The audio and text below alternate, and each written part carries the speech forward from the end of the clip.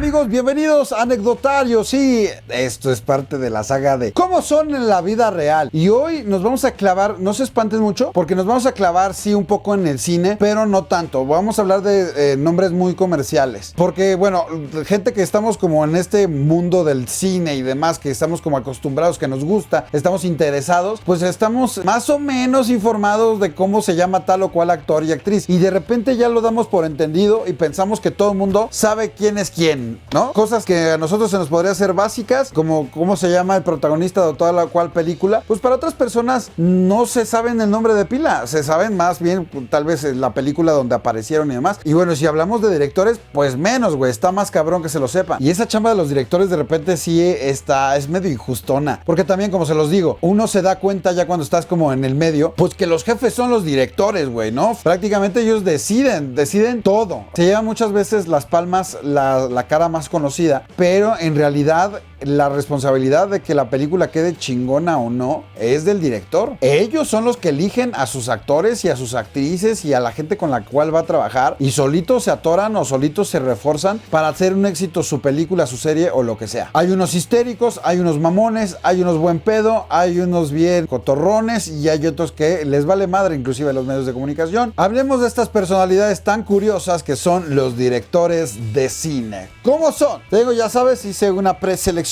de algunos directores que creo que valdría la pena hablar de ellos, y ahí les va. ¿Qué les parece si comenzamos con los consentidos mexicanos? Hay un montón de directores de cine mexicanos, pero obviamente los más conocidos son los tres amigos, así se le conoce en la industria de Hollywood, allá en Estados Unidos. Alejandro González Iñárritu, Alfonso Cuarón y Guillermo del Toro. Son los que más foco han tenido prácticamente en la historia, porque pues curiosamente se ganaron un Oscar, unos más de uno, y a pesar de que son súper amigos, muy cabronamente amigos, según lo que yo sé, son muy cercanos, son muy allegados y han trabajado muchas veces juntos. Cuando estaban acá en México se dice que trabajaban juntos en varios proyectos en Televisa, y ya después cuando se fueron a Hollywood pues ya cada quien agarró su rumbo, pero se conocen entre ellos. Y les digo eso porque muchas veces entre las bolitas de amigos como que suele pasar, siento, obviamente con sus excepciones, pero entre compas más o menos tienes el mismo carácter o el mismo tipo de humor o el mismo tipo de energía.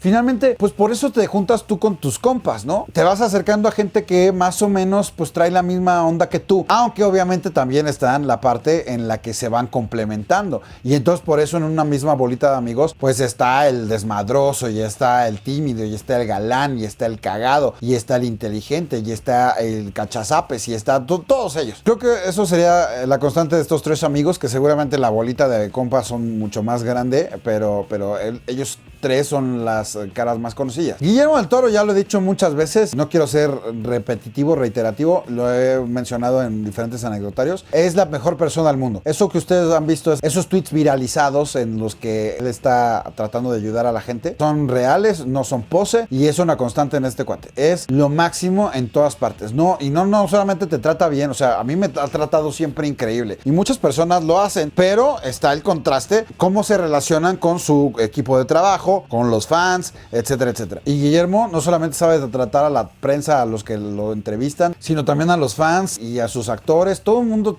quiere trabajar con él. Los actores siempre se están expresando muy cabrón. La Comic Con o cualquier lugar donde él se para, donde incluye fanaticada, todo el mundo le grita y se emociona cuando lo ve. Cuando te trata así en corto, es a toda madre. Siempre te contesta, no te da el avión, güey, sino te responde realmente lo que les estás diciendo, güey. Si le estás haciendo algún comentario sobre su trabajo, si le estás preguntando una duda existencial, te lo responde todo, güey. Todas las solicitudes que tú le haces, por increíble que parezca, te hace caso. Es lindísimo el cabrón. Es lo máximo Guillermo del Toro, güey. Sí, uno de sus grandes consentidos. De los míos también, de los más queridos y admirados, Guillermo del Toro. ¿Cómo estás?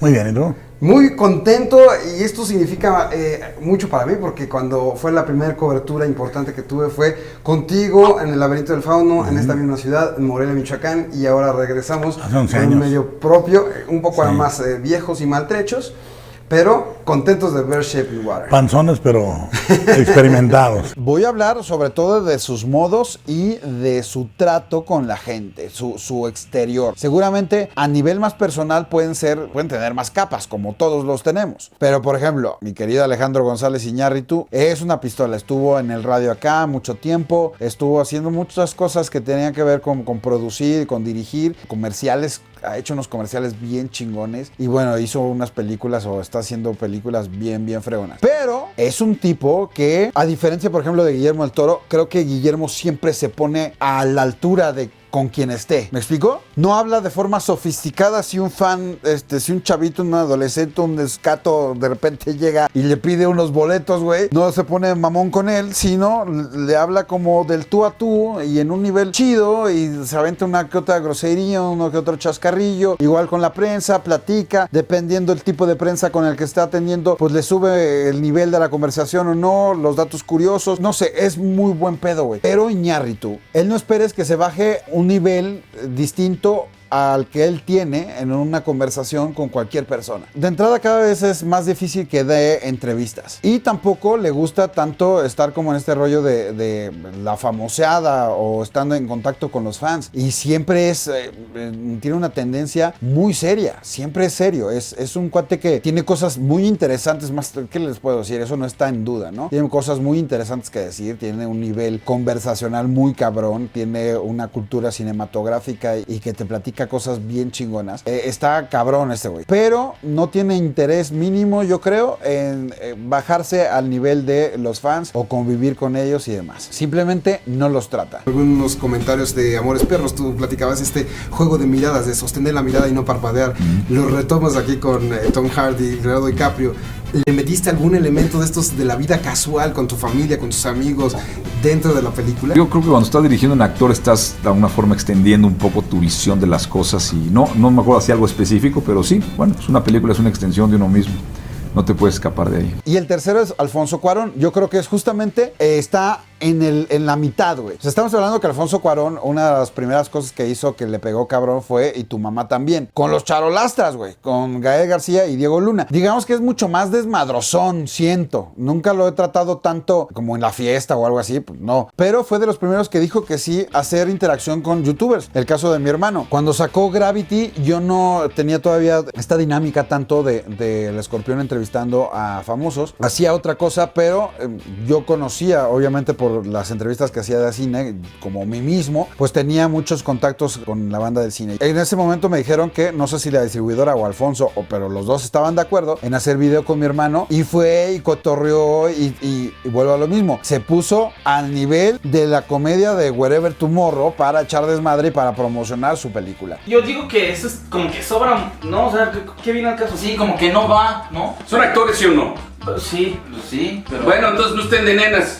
Eso yo creo que no lo haría González Iñárritu. Quiero estar equivocado, querido tocayo. Espero que un día nos cierres la boca y armamos algo chingón, pero creo que no lo haría él. Guillermo del Toro sí lo haría, pero tiene un chingo de cosas que hacer. El punto es que con Cuarón estuvo padre esa vez que fue al departamento de mi hermano, güey. No había ganado un Oscar, después lo ganó por esa misma película, pero ya era Alfonso Cuarón, ya estaba cabrón. Y además ayudaba mucho que su hijo Jonás Cuarón, que ahora ya también es director y demás, pues yo creo que creció un poco viendo estos contenidos y no sé si eres tan fan, pero no le éramos ajenos y entonces dijo, vamos, y echaron desmadre con nosotros. Eso estuvo padre. Hello people, here we are. Hola a todos amigos, estamos aquí en Jonás para Sí, bien.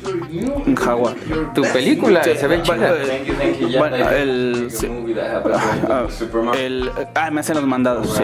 Con Guillermo del Toro hicimos una convivencia también, fue mi hermano, en ese tiempo fue Yuya también, Luisito Rey, el Güero, yo, y estuvo padre y se portó de poca madre. Pero en contraste con Alfonso, él pinta su raya y no tiene el menor reparo en mandarte a la chingada. Me acuerdo alguna vez que fue una premier de película de Guillermo del Toro, Alfonso Cuarón fue a apoyarlo. Y entonces todo el mundo quería entrevistar a Alfonso Cuarón cuando pasaba, pero para preguntarle cosas de él. Y Alfonso les dijo, si quieren que hablemos de la película de Del Toro o de Guillermo del Toro, con gusto los atiendo. Y si no, no. Nada más va a platicar de Guillermo del Toro y el Festival de Morelia.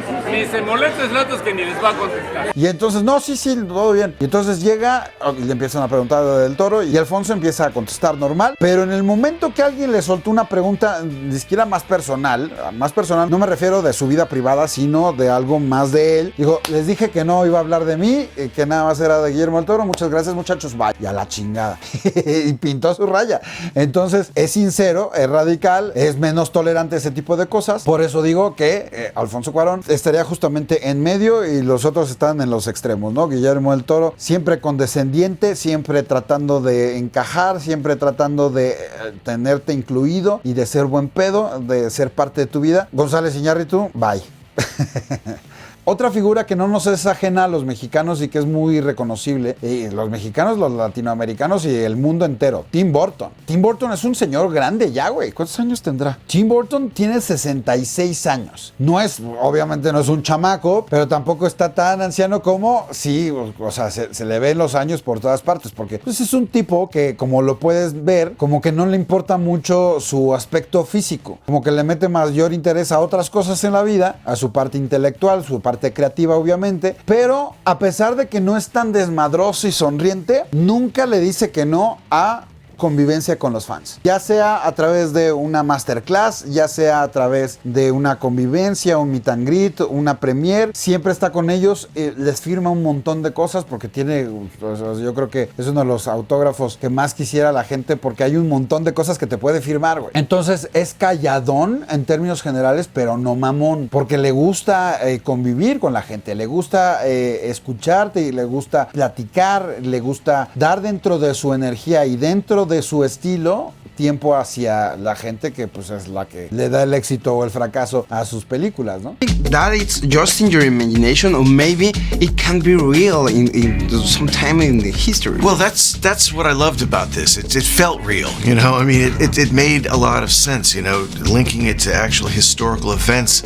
It kind of made a complete sense. And again, like I said, when you look at him, you just look at him and it makes sense, you know. He does seem like that kind of a guy. Ahí les va un nombre que no es tan fácil de identificar a primer oído, y inclusive su cara tampoco es tan conocida. Seth MacFarlane. ¿Quién es este brother? Es el genio detrás de Family Guy, el genio detrás de Ted, el genio detrás de muchas cosas muy chingonas, que tiene un humor poca madre, que es un tipo que tiene estos productos llenos de irreverencia, de humor ácido, humor negro, muy desmadroso, pero contrasta con sus modos a la hora de tratar a la prensa, por ejemplo. No lo he visto tanto en contacto con fans, pero sí es de los cuates que se dedican a la comedia, que contrasta más. Creo que ahí es como mucho más evidente cuando tú vas como periodista a cubrir alguna película, pues tú esperas que cuando vas a una película de comedia, pues todos estén contentos, güey, ¿no? Finalmente están promocionando una película de comedia. Pero si bien es cierto, no es el único que hace lo que les voy a decir, pues contrasta justamente en la parte de la comedia, que te lo digan. Obviamente hay películas que te dejan hacer dinámicas y que te dejan hacer preguntas out of the box, le llaman. O sea, como que no tan tradicionales. Y hay otras que te dicen, güey, preguntas normales, ¿no? Preguntas de la película, preguntas que no requieran una dinámica. Y uno de los que pidió eso en algún momento, no me acuerdo por cuál, lo entrevisté un par de veces ya, pero que te ponían la regla desde el principio muy clara y tú sigues las reglas, obviamente. Pero pues dices, güey, es el creador de Ted, güey, es el creador de Family Guy, pues algo podemos hacer más irreverente o va a contestar mucho más desmadroso o algo así, güey. Pues no, señoras y señores, le vale madres. Te dice, no puedes hacer ninguna cosa chistosona. Aquí el chistoso soy yo, obviamente. Pues bueno, como se los dije, obedeces y acatas las reglas, pero contrasta esa parte en la que tú lo ves como esa sonrisa contrasta con esa mirada juiciosa. ¿Me explico?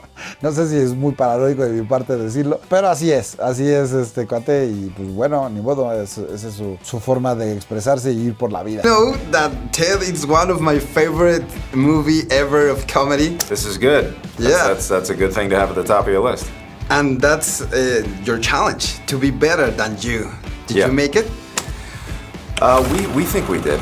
We think we did. Yeah. We set out to do a movie that was different than the first one and hopefully expanded the world of Ted and told a different story, and I think we've done that. James Gunn, híjole, es como de los que ha adquirido más foco últimamente. Director de Guardianes de la Galaxia, director de Peacemaker, director de la nueva película de Superman. A ver, James Gunn siempre ha sido muy desmadroso. Toda la vida, güey. Inclusive tuvo un problema en Disney. Tenía toda su juventud siendo muy desmadroso y siendo muy irreverente y siendo muy sarcástico y con humor muy ácido y negro. Y en algún momento en Disney como que le quisieron dar aire, no sé cómo explicar esto, pero le quisieron sacar como tweets del pasado o publicaciones que hizo en el pasado para correrlo. De hecho lo corrieron. Como 5 minutos lo corrieron y lo volvieron a contratar. Pero sacaron un comunicado entero, Dijeron que pues la compañía no empataba con los valores o con las acciones o con las palabras que James Gunn había dicho en su momento. No sé si tuvo que pedir una disculpa o algo así. El punto es que todo el mundo era así como, güey, ¿qué no viste las películas que hacía antes? ¿Qué no viste sus redes sociales que siempre fueron públicas? Y total que era tan ridículo todo lo que estaba sucediendo en el día a día que exageré, obviamente, de decir que lo recontrataron a los 5 minutos, pero sí a los cuantos meses, güey. Y regresó para hacer Guardianes de la Galaxia 3, ya estando contratado por DC Comics. A ese nivel de negociación llegaron todos. James Gunn, su calidad cinematográfica no estaba en duda. Entonces, DC lo contrató para hacer The Suicide Squad. Marvel lo llevó a que terminara la trilogía y le dio el mismo nivel de apoyo para hacer Guardianes de la Galaxia 3. Y al mismo tiempo, DC lo nombró el mandamás de todo DC Comics, de DC Universe, de esta parte como de películas y de series. El punto es que creo que se ha tenido que dosificar poco a poco. Hace relativamente poco tiempo les hice un anecdotario sobre mi experiencia entrevistándolo aquí en México junto con John Cena, y es un tipazo, güey, que le sabe al pedo, que le sabe a manejar a la prensa y a los fans, a diferencia de muchos directores que también pueden ser un poquito más cohibidos, como se los estoy diciendo. Este cuate es un showman. Podría ser sin pedos, pues obviamente lo es, pero podría dedicarse a la actuación o a la conducción o a lo que se le pegue la gana, porque el güey maneja muy bien a todos y le echa un chingo de ganas y se caga de risa. Próximamente vamos a tener una entrevista con él bien chingona, y es tipazo, güey. No mames, qué chingona persona este güey. Por eso le va como le va y por eso tiene a su cargo todas las cosas chingonas de tratar de revivir todo el universo de DC, y con el toque que le está poniendo creo que lo va a lograr. Baker went through a lot of big changes first season. He's, come to grips with the demons that he's been facing, that he's been trying to stop down his whole life. James Wan es un cuate que tampoco tiene un nombre tan conocido, ni una cara que sea tan popular, pero los que saben de películas de terror, pues saben quién es James Wan. También hizo Aquaman y ha hecho un montón de cosas como productor y como director, productor de toda la saga del Conjuro. Y de entrada tiene un físico bien chistoso, güey, porque tú estás acostumbrado a ver a los directores en términos generales, los ves como ancianos, güey, los ves como unos cuates con mucha experiencia, y ese es como el cliché del director. Pero este cuate, o sea, tiene 48 años y ya tiene un ratote. ¿Cuándo se hizo el Conjuro? Hace un montón, güey. Pero parece chamaco, güey, parece niño. Tiene ascendencia asiática, nació en Malasia, y a diferencia de James Gunn o de Guillermo del Toro o de Tim Burton, pues no tiene una cara tan conocida. Entonces yo sí me lo he topado dando vueltas, digo, llama un poco la atención con 4 gorilas de seguridad que tiene rodeándolo, pero va por la Comic Con, de repente yo lo veo ahí como echando desmadre, muy quitado de la pena, de la mano con su novia, su esposa, güey, sin un problema, sin estarse cuidando tanto. Entonces es un cuate mucho más terrenal, creo, y atiende a los fans y saluda y platica, le gusta un chingo lo que hace, lo demuestra hablando con una sonrisa cada vez que habla sobre sus monstruos, sobre sus fantasmas y sobre sus cosas de acción, güey. Entonces me cae muy bien, tiene una vibra bien chingona y trata muy chido a la gente. Here we are with the King Midas of movies. Do you know Midas? No, please tell me. No, it's a story that everything that he touches, it becomes into gold.